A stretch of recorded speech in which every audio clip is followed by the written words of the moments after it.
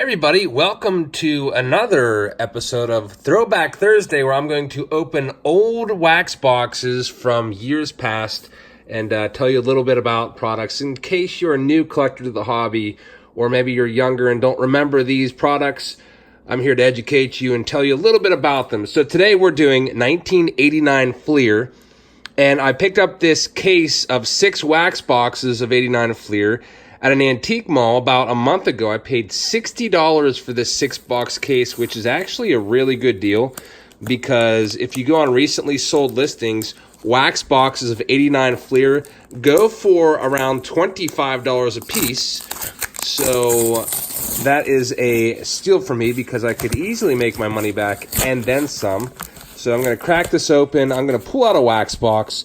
We're going to talk a little bit about the 89 Fleer set, go over the key cards, and then go through a box and see if we can find any of those key cards.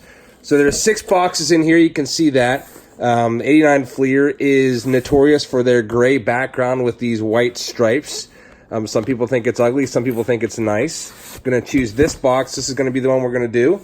There's 36 packs in a box, and the box features Gary Carter there on the front.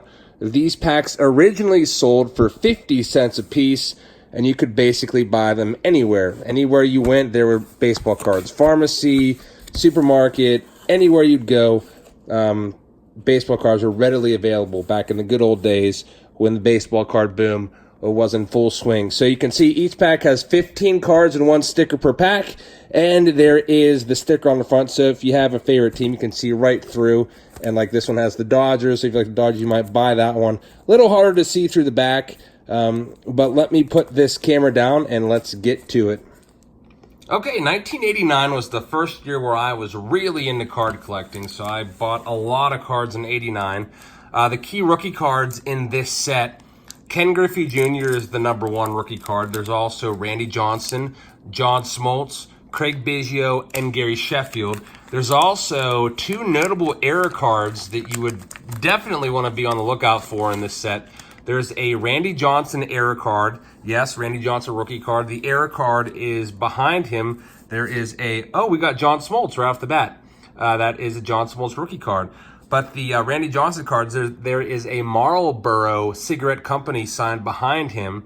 And you can actually read Marlboro on the billboard, and most versions have that blacked out. So if you see a Randy Johnson Fleer card with Marlboro over his shoulder, that's a valuable one. Keep that one.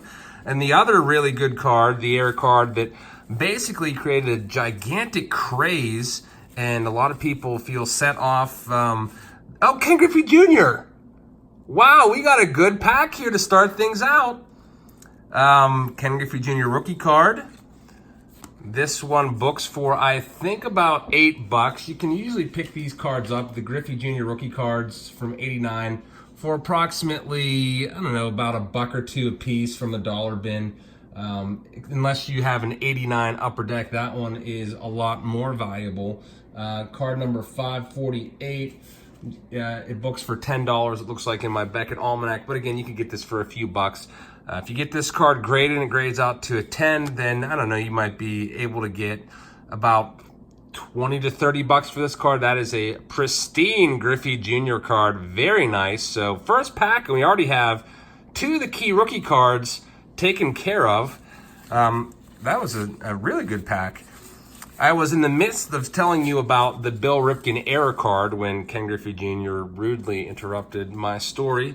But there is a Ken Griffey Jr. error card in 1989 Fleer, and I've shown it on my channel before when I went to a card store in Lancaster, Pennsylvania. 2 Hall of Famers back-to-back.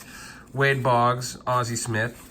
The error card is he is standing there, and there is an obscenity, a 4-letter obscenity written on Billy Ripken's bat. It says F blank blank blank face. That card is pretty tough to find. There's also multiple variations of the card. There's a website dedicated to the card's history called BillRipken.com or BillyRipken.com, one of those. And they've actually tracked down and have photographs of 12 different variations of the Bill Ripken F-face card. So the most common version is one with a black box on it. And that is likely the one that we will pull from this break if we find the Ripken card today. If we don't, then I guess you can Google it and see what I'm talking about. There's a Ryne Sandberg. He is a Hall of Famer. This case was produced in May of 1989. You can see that on the side of the case. There's some numbers written there. It says 00589. So this case was produced a few months after the error card was already well known about. So by May, I mean, the card was probably already been corrected a couple different times. There's a Tony Gwynn. Tony Gwynn is a Hall of Famer. Andres Galarraga had a nice career, really took off when he went to the Rockies.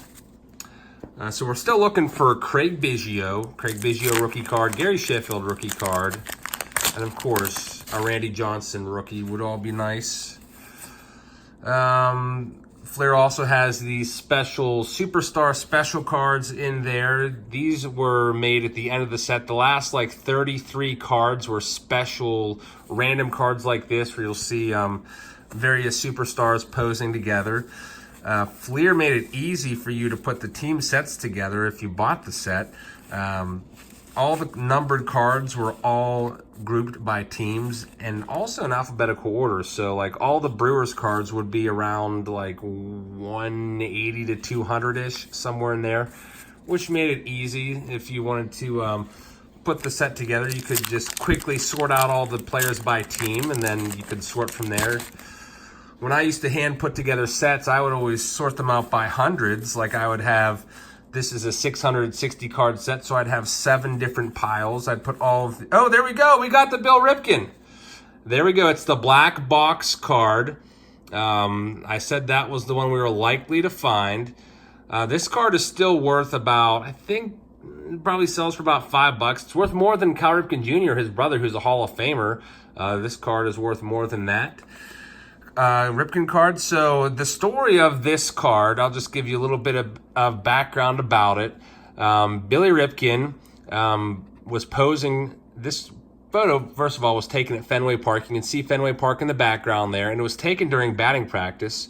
And he had just finished up a round in BP and tossed his bat off to the side. And as players do during BP, they run the bases, they get reads off the bat and take the next base. So he had just come around after running the bases and was waiting his next turn in the cage when he felt a tap on his shoulder and turned around, and it was just some random photographer who asked to take his picture, and Ripken thought nothing of it and posed for the picture. And in the meantime, it had the word F face on the bat, and it was clear as day. You could see it like if I showed you the error card, but I wouldn't show that card because I have kids watching my channel. You could see it clear as day on the card. Set off a firestorm of controversy because the photographer didn't notice. Bill Ripken didn't know that was on the bat. He totally forgot about it. All the editors at Fleer didn't notice it, and the card got out there in its purest form without any photo variations or anything, and basically everybody wanted this card back in January of 1989 when the set came out. You might be thinking, why would Billy Ripken write that on his bat? He gave an interview in 2008 where he said that he wrote it on the bat because he would often run late to batting practice, and there's a big bin of bats, and instead of just writing his number and spending a few minutes looking for number 3 on the bat, he found it easier just to write F-face on the handle. So, I mean, that would stand out to anybody if you were just looking at the bat. So he would grab it really quick and get to the field in time to be there for batting practice and not be late. So that's why I wrote it on the bat. Bill Ripken wrote it himself. And nobody caught it. In the same interview, Billy said that he felt that the people at Fleer purposely saw it, and he even said that he felt that the executives at Fleer enhanced the picture so it really popped and you could really read it, because basically it was a marketing ploy to get everybody to go out and buy packs and packs and packs of Fleer and create a craze for their product. Because in 1989, there was a lot of competition between different companies. Like nowadays, we have Topps and all the different top spin-offs and products. And then we have Panini, who makes Donruss, but Topps is like basically almost has a monopoly right now on the baseball card industry. But back then, there was lots of different brands. We had Fleer, we had Topps, we had Score, who had just come into the hobby a year prior. We had Upper Deck that just launched in 1989. We had Donruss, and then there was lots of other different other brands out there, Sportflix, and so many different brands. Lots of competition. So Billy Ripken thought it was a marketing ploy. But it definitely set off a craze for baseball cards in 1989, unlike any other era card that I can ever remember. I guess the closest thing nowadays within the last 10 to 12 years was 2006, Alex Gordon rookie card. Topps made an Alex Gordon that was not supposed to be released, and they pulled the card out, but a few cards made it out there in circulation, and there's not that many of them. That card books for about $250. All right, so we got the top cards already. We got the Griffey, Smoltz, and the Bill Ripken. We're not going to find the F-Face card. There's a nice Barry Bonds, by the way, back when he was with the Pirates, signing autographs there on the sidelines in foul territory. I used to really like this set. I think I had the entire Pirates team set from '89 Fleer. I wasn't buying these packs, though, for Griffey or anything like that. I can't really remember looking for a specific card. I just liked buying packs. I would buy packs and packs, and I'd get the good cards out, and I would look up the good cards, and Mark McGwire back then was probably worth a buck or two. Ricky Henderson, same deal. Lots of Hall of Famers from this era, from the late 80s, and a lot of Hall of Famers, a lot of players that should be Hall of Famers but aren't yet, like McGwire, Bonds, Clemens. All those guys eventually probably are going to get in.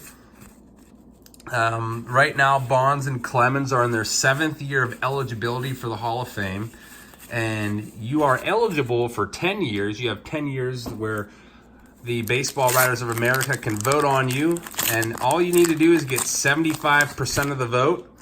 Right now, Clemens and Bonds are right around 70%. There we go, Randy Johnson.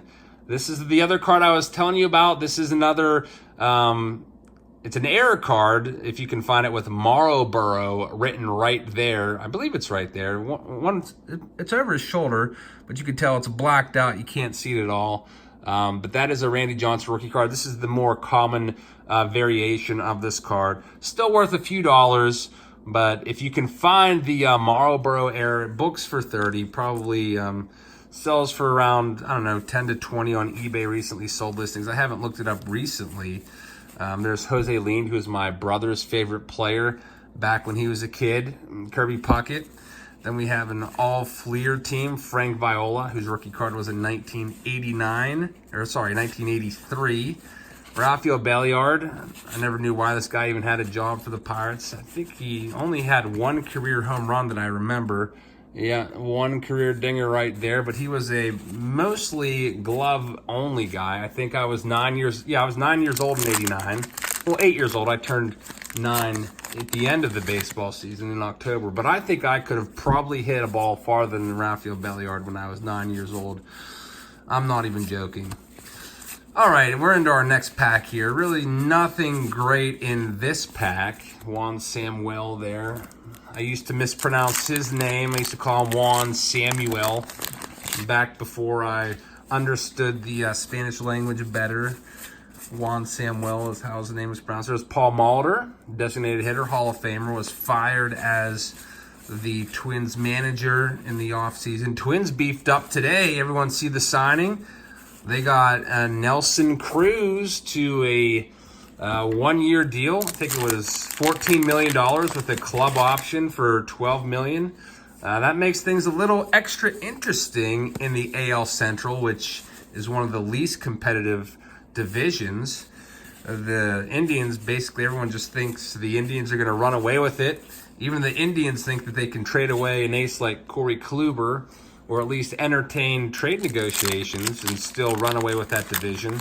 But I don't know. Don't sleep on the Twins. I think if anyone's going to take the division from the Indians, or at least make it interesting, it's going to be the Twins. I mean, the White Sox have tons of money, so we'll have to see what they do.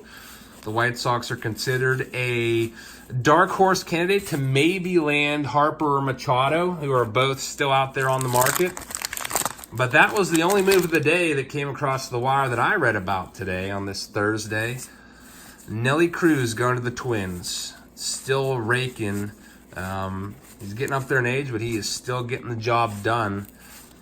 All right, there's an Eddie Murray, switch hitter, Hall of Famer. I still need to get my hands on his rookie card. I don't know why I haven't gotten an Eddie Murray rookie card yet.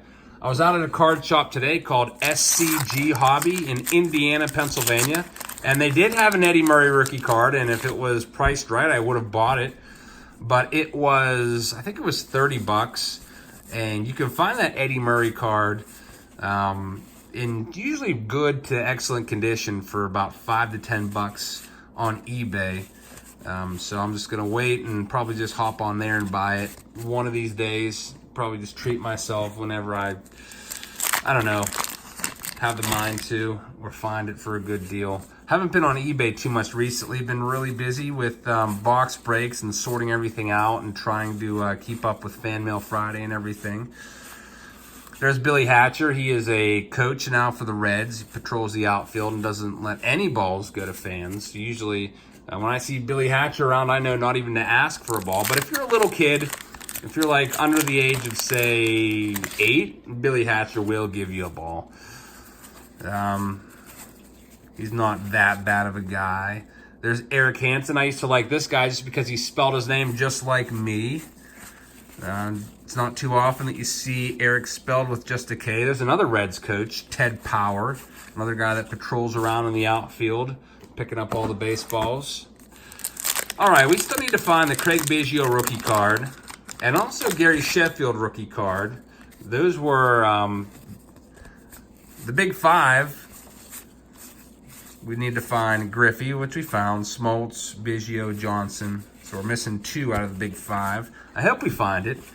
There's 36 packs in here, and there's 15 cards per pack. So quick math, I think that comes out to 720 total cards or something like that. I think that's right. Usually, I used to know how many exact cards were in a box, and I think that was the number. If I'm wrong, I'm sure people will rip me in the comments and correct me. But anyway, at that card shop I was talking a little bit about in Indiana, Pennsylvania, I spent $142, I think, at the card store. I picked up a bunch of singles from the 70s. They had a really nice selection of 70s cards and early 80s cards, so I picked up some of those, including, you'll see I picked up a Harold Baines rookie card at the card store. 1981 Topps was his rookie. He's a Hall of Famer now, everybody, believe it or not.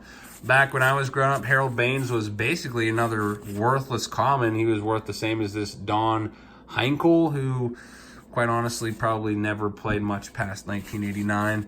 I don't remember ever hearing about him too often. All right, we have about 10 packs left or so. I like these Throwback Thursdays. I forget who suggested that I do this series, but it was a good idea because I do like opening older cards and telling you guys about it and showing you guys some of the older designs, especially if you're a younger fan. There's a Fred McGriff. He is not going to make the Hall of Fame this year, guys. It's his last year of eligibility. It's his 10th year on the ballot, and he is not even going to be anywhere close. Fred McGriff had very, very good numbers. I think he's deserving of getting in. I don't think McGriff ever took PEDs. There's a Kevin Brown rookie card. Kevin Brown, I believe, took performance-enhancing drugs. He had some insanely good seasons in the mid-90s, but he'll never get into the Hall of Fame. Bobby Bo. I used to like Bobby Bonilla a lot. It's probably my second or third favorite Pirate. I used to love all the Pirates from 1989. We didn't have cable growing up, so I used to listen to all the games on a little AM transistor radio, AM 1020, because I couldn't watch the games. And also, if I did have cable, back then, in the late 80s, early 90s, not that many games were even broadcast. I mean, today, like, you can watch every single game on TV. But back then, I'm sure people in the comments will tell you that even if they had cable, they probably were only able to watch maybe 20 to 30 games per year of their local team. So I never really watched any Pirates games at all on TV. Don Mattingly, by the way, pretty nice card. Not a Hall of Famer. Mike Schmidt is a Hall of Famer. But I would listen to every game on the radio, and I even used to keep score sometimes. Like I would write down the lineup and listen to the game and keep score and write down like 6-4-3 double play or fly out 9 to center field or right field. And those were the days. Sit on my tire swing and just listen to Lanny Ferteri. Mike Schooler, by the way, is a physical education teacher right now. One of my subscribers actually is in his gym class, which is pretty cool. Somebody shared that story with me. Mike Schooler. So every time I see Mike Schooler cards, I just think that he is now in the same profession that I am. He had a pretty decent career. Not awesome or great, Andre Dawson Hall of Famer, but good enough. Stuck around for a few years. Alan Trammell, Hall of Famer. Roberto Alomar, second-year card. Let's see here. Brett Saberhagen had a pretty decent career. All right, let's see how many packs we have left. This is all we got left. 4 packs. Still missing 2 out of the 5 key rookie cards. I'd like to find a Craig Biggio and Gary Sheffield. If I find them, great. If I don't, then what can you do? Tom Glavine, second-year card. There's a Triple A's card. McGuire and Canseco were the Bash brothers, and Terry Steinbach also had a pretty decent little career there as well. Barry Larkin, Hall of Famer. 3 packs left to go on this Throwback Thursday. Another Rafael Belliard on the back here. I wonder what I should do with all these sticker cards. I think Randy Johnson, our second Randy Johnson rookie card, very nice. Again, it's a regular card. I'm going to take all these cards probably and throw them on eBay if anybody wants all of them. Because quite honestly, I already have this entire set. I have so many cards from the 80s that I could probably say that I have at least 10 of every one of these cards. So if anybody wants all of these cards, I will toss them on there. And then whoever wants them, whoever buys them first, I'll just do a buy it now. And if you want them all, I'll just send them out to you and you can enjoy them. Bobby Witt is the last card there. His son is going to be a phenom, it looks like, in the MLB in a few years. Probably will get drafted this year. Last pack. Randy Myers, who's part of the Nasty Boys out of the Reds bullpen in the early 90s. Bob Welch won a Cy Young Award. Willie Randolph. There is a 40-40 card. Jose Canseco, first member of the 40-40 club. 40 steals and 40 home runs in the same season. Was a big deal back in the day. And Bo Jackson, like Bo Jackson. And Bob McClure. So that's it. That is all of the cards in that wax box of 1989 Fleer. The best card you see right here. You got the Bill Ripken corrected card. You got 2 Randy Johnson rookie cards. A John Smoltz rookie card. And a Ken Griffey Jr. rookie card. So brings back fun memories looking through these old boxes that we probably haven't opened in like, I don't know, 30 years or whatever. So if you have any suggestions for other products you'd like me to break for Fan Mail Friday, or not Fan Mail Friday, I should say Throwback Thursdays. I'm getting ahead of myself. Fan Mail Friday is tomorrow. But if you have any other boxes you'd like me to open, just leave some comments. And if there's certain products that get lots of nominations, I'll go out and buy them and open them up in the coming weeks. Thank you so much for watching, everybody. I hope you have a great rest of your day, and I'll see you tomorrow. Hey, everybody. The December giveaway is all this stuff. I'm going to have 3 different winners from 3 different pools. The first pool will be a random commenter, so comment on all of my videos to increase your chances. Second winner is going to be a pinned comment in each video, and then I will choose from among the pinned comments, and then the top comment in each video will also be the third and final winner. We'll have you all face off against each other in a little spin-off, and we'll pick a winner at the end of the month. Here's the prizes: 2018 Topps Archives, featuring 2 autographed cards per box. 2015 Donruss, featuring 3 hits in a box. I also have 2016 Donruss with 1 autograph in there. some cards from my personal collection, Ken Griffey Jr. rookie card, Ricky Henderson rookie card, and then some graded cards from my personal collection, 1973 Topps Hank Aaron, rated a 5, 1989 Topps graded Ken Griffey Jr., PSA 9, and a Jacob deGrom jersey with a $125 tag on it. So all you have to do is just comment, and thank you for watching the videos. Make sure that you're a subscriber, like the videos, and comment. That's all you got to do. And finally, I want to give an official shout out to my 2 biggest patrons on Patreon. We got Terry and Kadeen. Big K's Cards and Collectibles is a YouTube channel that you need to follow and subscribe to. And Terry has been a long time supporter of me. I thank you both so much.